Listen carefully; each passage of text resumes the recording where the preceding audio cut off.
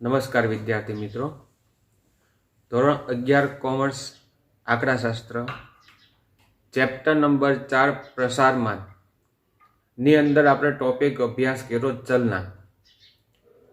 ચલનાંકની અંદર તમને મેં લાસ્ટ અમુક વર્ગમાં દાખલા આપ્યા હતા, જેમાં તમારે સૌપ્રથમ પહેલા પ્રમાણિક વિચલન મેળવવું પડે, એની માટેનું કોષ્ટક બનાવવું પડે, અને પ્રમાણિક વિચલન અને મધ્યક મળી જાય પછી ચલનાંકની અંદર બંને કિંમત મૂકી દેવાની અને તુલના કરવાની કે જેનો ચલનાંક ઓછો હોય એ સારી બાબત કહેવાય. પ્રશ્નમાં સારી બાબત કીધી છે કે ખરાબ બાબત કીધી છે તમારે ડિસાઇડ કરવાનું હોય એમાં. તો એ પ્રકારે આપણે ટોપિક અભ્યાસ કર્યો. તો એવા આટલા ટોપિક અભ્યાસ પૂરા કર્યા આપણે. સ્વાધ્યાય 4.1 વિસ્તાર વિસ્તારાંક, સ્વાધ્યાય 4.2 ચતુર્થક વિચલન અને ચતુર્થક વિચલનાંક, સ્વાધ્યાય 4.4 પ્રમાણિત વિચલન અને પ્રમાણિત વિચલનાંક, સ્વાધ્યાય 4.5 ચલનાંક. હવે જે સ્વાધ્યાય 4.6 જે તમારો ટોપિક છે મિશ્ર પ્રમાણિત વિચલન, થોડુંક જ અહીંયા ધ્યાન રાખવાનું છે. સાદુરૂપની અંદર જ તે સાદુરૂપ સિવાય આની અંદર બીજું કોઈ ટોપિકમાં કોઈ અઘરું આવતું નથી, કોઈ બાબત અઘરી આવતી નથી. તો સ્વાધ્યાય 4.6 મિશ્ર પ્રમાણિત વિચલન અને મિશ્ર પ્રમાણિત વિચલનાંક.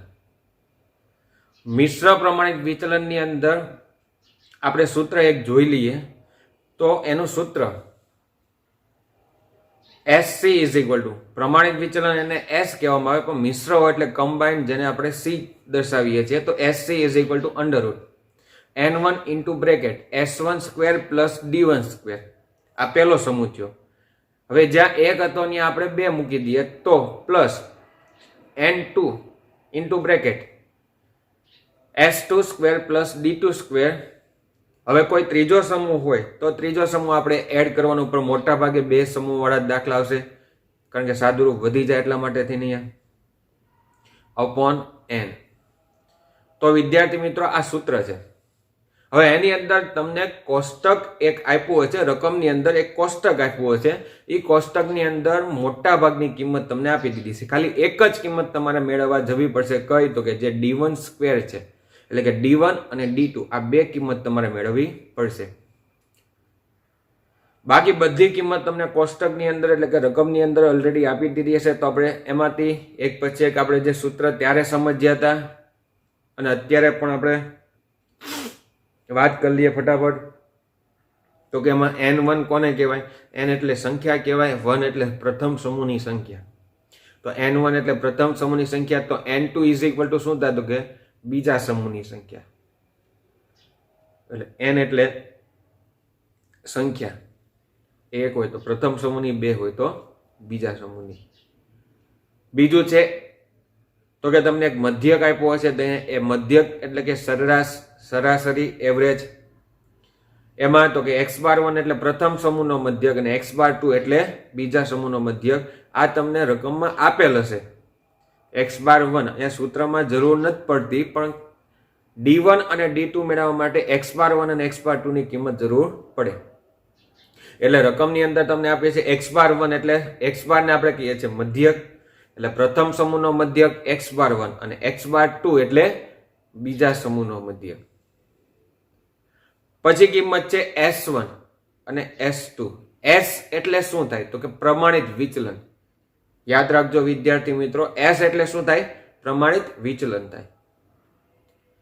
પ્રમાણિત વિચલનમાં તો કે 1 લાગે તો એનો મિનિંગ શું થાય? S1 એટલે મિનિંગ શું થાય? તો કે પ્રથમ સમૂહનું પ્રમાણિત વિચલન. S2 એટલે શું થાય? કે બીજા સમૂહનું પ્રમાણિત વિચલન. જે બીજો સમૂહ હોય તેને S2 કહેવામાં આવે. પણ સૂત્રમાં આપણે ઉપર એક નજર નાખીએ, એમાં S1 સ્ક્વેર છે. તો S1 તમને આપેલું હોય એનો તમારે સ્ક્વેર કરી નાખવાનો. તમને S1 આપશે અને ક્યારેક તમને સ્ક્વેર આપી દેશે. યાદ રાખજો વિદ્યાર્થી મિત્રો, તમને હું 2 બાબત સમજાવી દઉં. મેં પહેલા પણ તમને વાત કરી દીધી હતી. S એટલે પ્રમાણિત વિચલન અને S સ્ક્વેર કરો એનો તો એ વિચરણ શબ્દ બોલાય. S સ્ક્વેર એને વિચરણ કહેવામાં આવે. તો ક્યારેક રકમમાં તમને વિચરણ આપી દે તો ઓલરેડી તમને સ્ક્વેર આપી દીધો, સ્ક્વેર એનો કરવા જવાનો નથી. ક્યારેક તમને વિચરણ એટલે કે સ્ક્વેર ઓલરેડી આપી દેશે. તો S1 એટલે પ્રથમ સમૂહનું પ્રમાણિત વિચલન, S2 એટલે દ્વિતીય સમૂહનું પ્રમાણિત વિચલન, જે બંનેનો સ્ક્વેર આપણે સૂત્રમાં જરૂર પડશે. નેક્સ્ટ તો કે d1 સ્ક્વેર અને d2 સ્ક્વેર. આ d1 સ્ક્વેર અને d2 સ્ક્વેર જે કિંમત છે એ તમને રકમની અંદર આપેલ નહીં હોય, એ તમારે મેળવવી પડશે. તો d1 સ્ક્વેર કેવી રીતના મળે? તો કે એનું સૂત્ર આપણે ત્યારે પણ સમજ્યા હતા, અત્યારે પણ લખીએ છીએ. તો કે d1 પહેલા મેળવીએ. તો d1 ઇઝ ઇક્વલ ટુ સૂત્ર શું છે? x bar 1 minus x bar c. d1 is equal to સૂત્ર શું બને છે? x બાર 1 માઇનસ x બાર c થાય. તો જો મેં હમણાં તમને કીધું મધ્યક તમને x બાર 1 આપી દીધો હશે, માઇનસ x બાર c છે, એટલે x બાર c તમને x બાર c ને શું કહે છે આપણે? તો કે જે ત્રીજું ચેપ્ટર આપણે ભણી ગયા હતા તે શું હતું? તો કે એને મિશ્ર મધ્યક કહેવામાં આવે. તો x બાર c તમને રકમમાં આપેલ નહીં હોય. તો d1 માટે સૌપ્રથમ તમારે શું મેળવવું પડે? તો કે x બાર c મેળવવું પડે. d1 માટે થઈને x બાર c મેળવવું પડે. d1 અને d2 બંને માટે થઈને x બાર c. એટલે સૌપ્રથમ તમારે દાખલાની શરૂઆત મિશ્ર મધ્યકથી થાય. મિશ્ર મધ્યક મળી જાય પછી તમારે d1 અને d2 મેળવવાનું, અને d1 અને d2 મળી જાય પછી મિશ્ર પ્રમાણિત વિચલનની અંદર યોગ્ય સ્થાને યોગ્ય કિંમત મૂકી દેવાની. આ 3 સ્ટેપમાં દાખલો ગમે તે પૂરો થશે. 3 સ્ટેપ યાદ રાખવાના. કયા સ્ટેપ? પહેલું શું? મિશ્ર મધ્યક મેળવવો જ પડશે. શું કામ? કોની માટે? તો કે d1 અને d2 માટે મિશ્ર મધ્યક તમારે મેળવવો પડે. તો d1 અને d2 માટે x બાર c પહેલા, એટલે કે પેલું સ્ટેપ મિશ્ર મધ્યક, બીજું સ્ટેપ d1 અને d2 મેળવવાનું, અને d1 અને d2 જે મળી જાય એનો આપણે સ્ક્વેર કરશું. એટલે આપણે સૂત્રમાં જો d1 સ્ક્વેર ને d2 સ્ક્વેર એમ લખેલ છે, પણ એની માટે d1 અને d2 હોવા જોઈએ. અને એની માટે શું જોઈએ? તો કે મિશ્ર મધ્યક. એટલે પેલું સ્ટેપ મિશ્ર મધ્યક, બીજું સ્ટેપ શું થયું? તો કે d1 અને d2 મેળવવાનું કામ થયું, અને એ મળી જાય પછી ત્રીજું સ્ટેપ યોગ્ય સ્થાને યોગ્ય કિંમત મૂકવાનું કામકાજ છે મિશ્ર પ્રમાણિત વિચલનના સૂત્રની અંદર. તો આ રીતે આપણે દાખલાનું કામકાજ કરીશું. આજે આપણે એક દાખલો લઈએ છીએ. નેક્સ્ટ લેક્ચરની અંદર આપણે એવા 2 દાખલા ટેક્સ્ટબુક આધારિત જ છે, એ 2 દાખલા આપણે અભ્યાસ કરીશું. આજે આપણે માત્ર એક જ દાખલો લઈએ છીએ. તો સૌપ્રથમ પહેલા તો સ્વાધ્યાય 4.6 જે છેલ્લો સ્વાધ્યાય છે, પછી તમારે સ્વાધ્યાયનું કામકાજ જે નાના દાખલા છે, બીજા મોટા દાખલા છે, જે વધઘટ વાળા દાખલા છે, આપણે પૂર્ણ કરીશું. તો સ્વાધ્યાય 4.6 એટલે છેલ્લો સ્વાધ્યાય મિશ્ર પ્રમાણિત વિચલન અને મિશ્ર પ્રમાણિત વિચલન વાળો દાખલા નંબર પહેલો છે. રકમની અંદર આપણે જોઈએ શું કે રકમની અંદર? તો કે એક શાળાના 2 વર્ગો જો સમૂહ આપેલા હશે, યાદ રાખજો, 2 વર્ગોના વિદ્યાર્થીઓના ગુણ વિશે નીચે મુજબ માહિતી આપેલ છે. એટલે 2 વર્ગોના ગુણની માહિતી તમને જે કોષ્ટક આપ્યું છે, કોષ્ટક આપણે પહેલા વાંચી લઈએ, પછી એની અંદર જ આપણે સંકેત આપી દેશું. પણ પહેલા આપણે રકમ કમ્પ્લીટ કરીએ. એમાં વિગત લખેલ છે, વર્ગ a અને વર્ગ b લખેલ છે, જેમાં નીચે પેલું લાઈનમાં લખ્યું છે વિદ્યાર્થીઓની સંખ્યા. સંખ્યા આપણે n કહેશું. પહેલાની હોય તો n1, બીજાની હોય તો n2. તો 50 અને 60 આપેલ છે. સરેરાશ ગુણ, સરેરાશ એટલે મધ્યક, મધ્યક એને x બાર કહેશું આપણે. તો પહેલાનો મધ્યક છે 60, બીજાનો મધ્યક છે 48, અને ત્રીજી તમને કિંમત પ્રમાણિત વિચલન s કહેશું આપણે. તો પ્રમાણિત વિચલન પહેલાનું છે 10 ને બીજાનું છે 12. તો આ કોષ્ટક તમને આપેલ છે. નીચે પેલા પ્રશ્ન જોઈ લે. આ માહિતી પરથી વિદ્યાર્થીઓના ગુણનું મિશ્ર પ્રમાણિત વિચલન શોધવાનું છે. માત્ર એક જ કિંમત કીધી છે, મિશ્ર પ્રમાણિત વિચલન. તો ચલો હવે સૌપ્રથમ પહેલું કામ, આપણને જે માહિતીમાં એટલે કે રકમની અંદર જે કિંમત આપી છે એ કિંમત પહેલા આપણે તો દર્શાવી દઈએ, એને આપણે સંકેત આપી દઈએ, અને પછી કઈ કિંમત ઘટે છે એ મેળવીએ આપણે. તો સૌપ્રથમ ફરીવાર આપણે કોષ્ટક જોતા જઈએ, અને એની અંદર જ હું સંકેત આપતો જાઉં છું, કોષ્ટકની અંદર જ. તો ચલો સૌપ્રથમ કોષ્ટકની અંદર 2 વર્ગ છે, વર્ગ a અને વર્ગ b. એ કોષ્ટકની અંદર સૌપ્રથમ નીચે જો શું લખ્યું છે? તો કે વિદ્યાર્થીઓની સંખ્યા. વિદ્યાર્થીઓની સંખ્યાને મનમાં કીધું સંખ્યાને શું કહેવાય? n કહેવાય. તો એમાં જો બે સંખ્યા છે 50 અને 60, તો 50 ને કયો સંકેત આપીશું? તો કે n1. ત્યાં બાજુમાં હું લખું જ છું અને આપણે દરેક વખતે દાખલાની રકમની અંદર તે પેન્સિલથી સંકેત લખી નાખશું એટલે આપણને ખબર પડે કઈ કિંમત આપણને આપી છે. બાજુમાં જોવો તો કઈ સંખ્યા છે? 60 છે. તો એ બીજા સમૂહની સંખ્યા બની તો એને શું કહેશું? તો કે n2. તો એને સંકેત આપશું n2. તો n1 બરાબર 50, n2 બરાબર 60. આ બે તમને સંકેત મળ્યા. નેક્સ્ટ વન, સરેરાશ ગુણ. સરેરાશને શું કહેવાય? મધ્યક. અને મધ્યકને શું કહેવાય? x બાર. તો ચલો પહેલામાં શું છે? 60. તો 60 ને કયો સંકેત આપણે આપીશું? તો કે x બાર 1. તો x બાર 1 બરાબર 60. બીજાનો મધ્યક કેટલો છે? તો કે 48 છે. તો એ સંકેત શું બનશે? તો કે x બાર 2 બરાબર કેટલા આવશે? 48. નીચે જોઈએ પ્રમાણિત વિચલન છે હજી. તો પ્રમાણિત વિચલન કોષ્ટકની અંદર છે, હમણાં જ વાત કરી. પ્રમાણિત વિચલન માત્ર s જ કહેવાય. ક્યારેક તમને ત્યાં વિચરણ પણ શબ્દ લખેલ હશે તો એ સ્ક્વેર કહેવાય, s સ્ક્વેર કહેવાય. પણ અહીંયા શું લખેલ છે? પ્રમાણિત વિચલન. એને સંકેતમાં આપણે s કહેશું. તો પહેલામાં 10 લખાશ. જો તો એ 10 ને કયો સંકેત આપણે આપીશું? તો કે પહેલાનો છે પ્રમાણિત વિચલન, પહેલાનું છે તો s1. અને બીજામાં કેટલા છે? 12. તો એ બીજા સમૂહનું પ્રમાણિત વિચલન છે એને શું કહેશું? આપણે s2 કહેશું. તો આપણને આટલા સંકેત મળ્યા છે. હું નીચે લખું છું n1 બરાબર 50, n2 બરાબર 60. આ રીતે તમારે પહેલા લખવાનું. પછી x બાર 1 બરાબર 60, x બાર 2 બરાબર 48. પછી કિંમત આપી છે s1 બરાબર 10, s2 બરાબર 12. હવે આપણે અહીંયા સ્ક્વેર કરી જ નાખીએ કારણ કે આપણે સૂત્રમાં સ્ક્વેર જ જોઈએ. તો એનો સ્ક્વેર કરીએ. s1 સ્ક્વેર કેટલા થાય? s1 સ્ક્વેર કેટલા થાય? તો કે 10 નો સ્ક્વેર શું થશે? તો કે 100.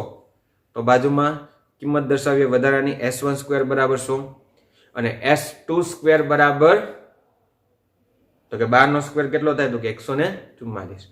તો s2 સ્ક્વેર બરાબર 144. આ સ્ક્વેર આપણે કરી નાખ્યા, નહોતા આપ્યા એને આપણે સ્ક્વેર કરી નાખ્યા. પછી ડાયરેક્ટ કિંમત જ મૂકવાની. હવે કઈ કિંમત ઘટે છે સૂત્ર યાદ કરો. તો ત્રણ જ કિંમત જરૂર પડે, n, s અને d. તો d તમને કોઈ જગ્યા નથી આપ્યું. તો d1 અને d2 આપેલ નથી. તો હવે આપણે d1 અને d2 મેળવવું પડશે કામ. તો d1 અને d2 નું આપણે હમણાં સૂત્ર પહેલા જોઈ ગયા હતા. શું આવે? તો કે x bar 1 d1 is equal to x bar 1 minus x બાર છે. તો કે જો x બાર 1 છે, રકમની અંદર x બાર 1 છે, x બાર c નથી. એટલે હમણાં મેં તમને કીધું 3 સ્ટેપ મિશ્ર પ્રમાણિત વિચલન, 3 સ્ટેપમાં દાખલો પૂરો થાય. પેલું મિશ્ર મધ્યક, બીજું d1 અને d2 ની કિંમત મેળવવાની અને ત્રીજું મિશ્ર પ્રમાણિત વિચલનની અંદર કિંમત મૂકી દેવાની, બધી કિંમત. આ 3 સ્ટેપ તમારે કોઈ પણ દાખલામાં થાય મિશ્ર પ્રમાણિત વિચલનમાં. તો પહેલું સ્ટેપ શું કીધું હમણાં? તો કે મિશ્ર મધ્યક. શું કામ મેળવાશે? કોની માટે? તો કે d1 અને d2 માટે. d1 અને d2 કોની માટે જોશે? તો કે આપણે સૂત્રમાં કિંમત મૂકવા માટે થઈને. એટલે સૂત્રમાં કિંમત ઘટે છે d1 અને d2 ની, અને d1 અને d2 માટે થઈને કોની કિંમત જરૂર પડે? x બાર c. આમ કડી છે. તો સૌપ્રથમ પહેલું આપણે સ્ટેપ મેળવીએ મિશ્ર મધ્યક. મિશ્ર મધ્યક છે એનું સૂત્ર આપણું જૂનું જ છે વિદ્યાર્થી મિત્રો. આપણે જે ભણી ગયા હતા બે સમૂહ છે એનું આપણે સૂત્ર મૂકીએ. મિશ્ર મધ્યક x બાર c સંકેત કહેવાય. x bar c is equal to શું આવશે? બે સમૂહનું સૂત્ર તો કે n1 x બાર 1 બીજો સમૂહ પ્લસ n2 x બાર 2 અપોન n. ફરીવાર સૂત્ર જોઈએ. x bar c is equal to n1 x bar 1 plus n2 x bar 2 upon n. હવે ઉપર બધી કિંમત એની માટે આપી જ દીધી છે. એમાંથી આપણે જોઈને કિંમત મૂકતા જઈએ. તો કે નીચે લખીએ. સેકન્ડ સ્ટેપ શું આવે? તો કે યોગ્ય સ્થાને યોગ્ય કિંમત. તો કે is equal to n1 x બાર 1 નો ગુણાકાર છે. તો n1 જોવો તો કેટલા આપ્યા છે? તો કે 50. અને x બાર 1 કેટલા આપ્યા છે? તો કે 60. તો 50 ગુણ્યા 60 પેલા કૌંસમાં, પેલા સમૂહની અંદર, પ્લસ n2 x બાર 2. હવે n2 જોવો તો કેટલા આપ્યા તમને? તો કે 60. અને x⁻2 તમને કેટલા આપ્યા છે 48. તો બીજા કૌંસની અંદર 60 ગુણ્યા 48 ના છેદમાં n ઇઝ ઇક્વલ ટુ બંનેનો સરવાળો થઈને કેટલા આવે છે n એટલે બંનેનો સરવાળો કોનો હતો કે n1 અને n2 ટોટલ સંખ્યા બંને વર્ગની ભેગી થઈને કેટલી છે 110 તો છેદમાં 110. નેક્સ્ટ સ્ટેપ તમને ખ્યાલ જ છે બંને કૌંસમાં અંશમાં જે છે એ બંનેનો ગુણાકાર કરીએ તો 50 ગુણ્યા 60 ઇઝ ઇક્વલ ટુ કેટલા નીચે લખીએ તો કે 3000 વત્તા બીજા કૌંસની અંદર ગુણાકાર છે 60 ગુણ્યા 48 60 ગુણ્યા 48 નો ગુણાકાર કરતા ઇઝ ઇક્વલ ટુ આવે છે 2880. તો બીજાનો ગુણાકાર આવ્યો 2880 ના છેદમાં 110. નેક્સ્ટ સ્ટેપ શું થશે હવે તો કે બંને અંશમાં જે છે કિંમત એનો શું થશે સરવાળો 3000 વત્તા 2880 સરવાળો કરીએ તો 5880. 5880 ને કેટલા વડે ભાગવાના આવશે છેદમાં કેટલા રહેશે 110. તો 5880 ને 110 વડે ભાગાકાર કરતા 53.45 53.45 આપણો મિશ્ર મધ્યક જેને આપણે સંકેતમાં કહીએ છીએ x⁻c. તો સૌપ્રથમ પહેલી કિંમત મળી x⁻c. x⁻c કોની માટે હતી કે d1 અને d2. તો આપણું નેક્સ્ટ સ્ટેપ શું થશે તો કે હવે લખીએ d1 મેળવવાનું સૂત્ર. તો d1 is equal to x⁻1 minus x⁻c.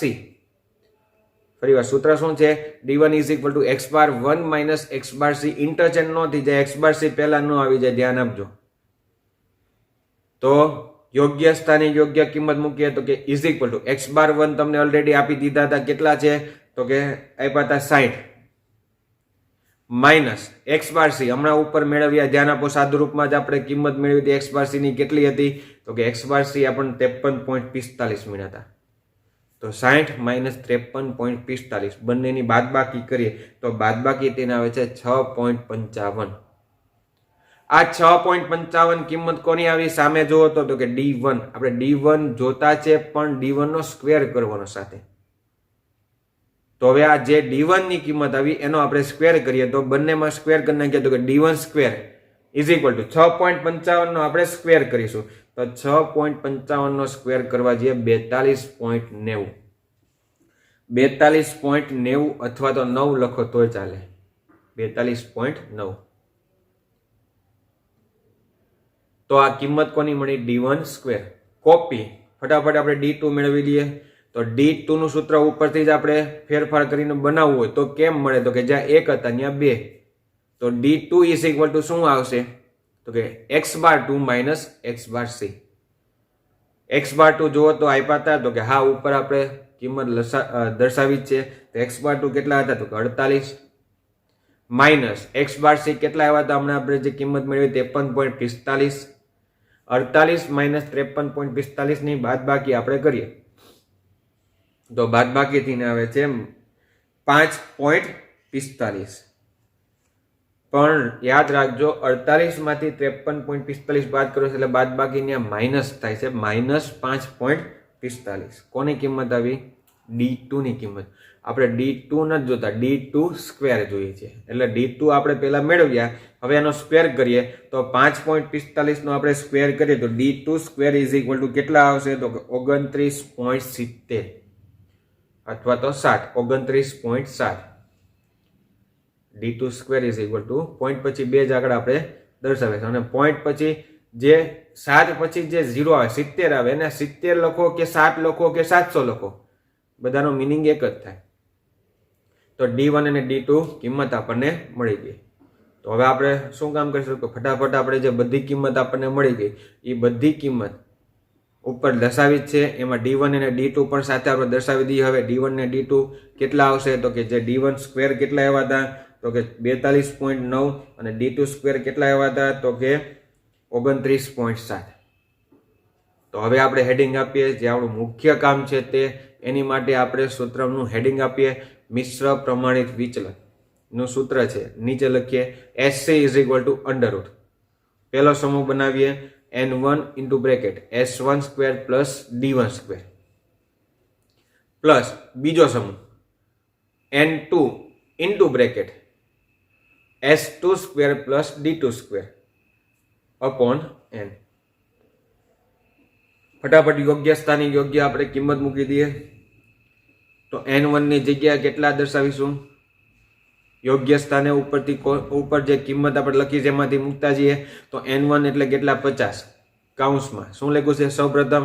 તો કે s1 સ્ક્વેર કેટલા હતા? તો કે 100 પ્લસ d1 સ્ક્વેર, એ આપણે હમણાં કિંમત મેળવી. d1 સ્ક્વેર કેટલા આવ્યા હતા?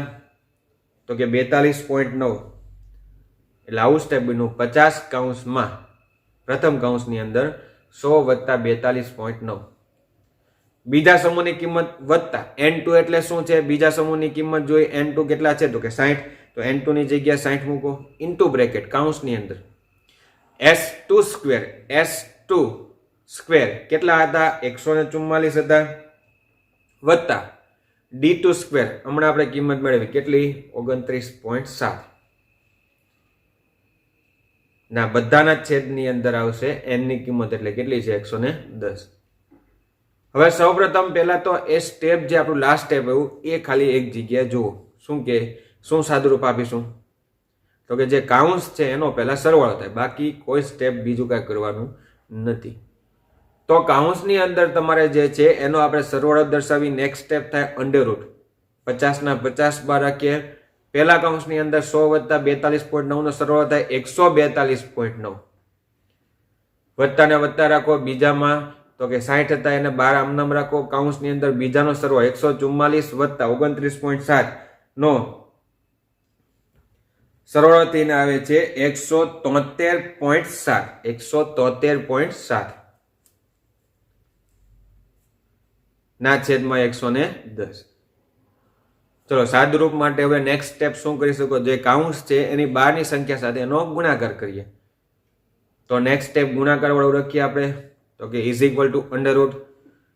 પહેલો ગુણાકાર 50 × 142.9 નો ગુણાકાર કરીને આવે છે ગુણાકાર 7145. વત્તા બીજા પદનો બીજી કિંમતનો ગુણાકાર કરીએ 60 × 173.7 નો ગુણાકાર થઈને આવે છે 10,422 ના છેદમાં કેટલા? 110. નેક્સ્ટ સ્ટેપ તો કે અંશમાં બે કિંમતનો સરવાળો કરીએ. તો નેક્સ્ટ અંડરરૂટ બંનેનો સરવાળો થઈને આવે છે 17,567 ના છેદમાં કેટલા આવશે? 110. નેક્સ્ટ સ્ટેપ હવે શું થાય? તો કે ભાગાકાર થશે. તો ભાગાકાર કરીએ 17,567 ને 110 વડે ભાગાકાર થઈને આવે છે 159.70 અથવા તો 7. 159.7 અંડરરૂટ 159.7 અને એનું વર્ગમૂળ આપણે કાઢીએ એટલે આપણો લાસ્ટ આન્સર આવે છે SC = અંડરરૂટ કાઢતા 12.64. SC = 12.64. તો આ જ તમારો દાખલો જે બન્યો મિશ્ર પ્રમાણિત વિચલન માટે. એક જ કિંમત ખૂટશે, કઈ? તો કે d1 અને d2. અને એની માટે શું મેળવવું પડે? તો કે મિશ્ર મધ્ય. તો 3 સ્ટેપ યાદ રાખવાના. મિશ્ર મધ્ય, d1 અને d2 ની કિંમત મેળવવાની અને મિશ્ર પ્રમાણિત વિચલનની અંદર કિંમત મૂકી દેવાની. તો આ પ્રકારના દાખલાઓ હજી છે. આ જ પ્રકારનું કામકાજ સાદુરૂપ પાડવું છે. નેક્સ્ટ લેક્ચરની અંદર આપણે એવા 2 દાખલા અભ્યાસ કરીશું. યાદ રાખજો વિદ્યાર્થી મિત્રો, સૂત્રની અંદર જ તે તમારે કિંમત મૂકી સાદુરૂપ દેતા જ શીખવાનું કામ છે. અને આ ચેપ્ટરની અંદર દરેક સ્વાધ્યાયમાં 3-3, 4-4 જ દાખલા હતા, વધુ દાખલા હતા નહીં. અને આપણું અગાઉનું કામકાજ છે એ જ તમારું કામકાજ રિપીટ થાય છે મોટા ભાગે. તો એટલા માટે થઈને તમને આ સ્વાધ્યાય બધા અઘરા પડતા હશે નહીં. તો પ્રેક્ટિસ કરતા રહેજો, ગણતરી કરશો તો જ તમને આવડશે. હવે નેક્સ્ટ લેક્ચરની અંદર આ જ પ્રકારના આપણે 2 દાખલાઓ હજી અભ્યાસ કરીશું. Thank you very much.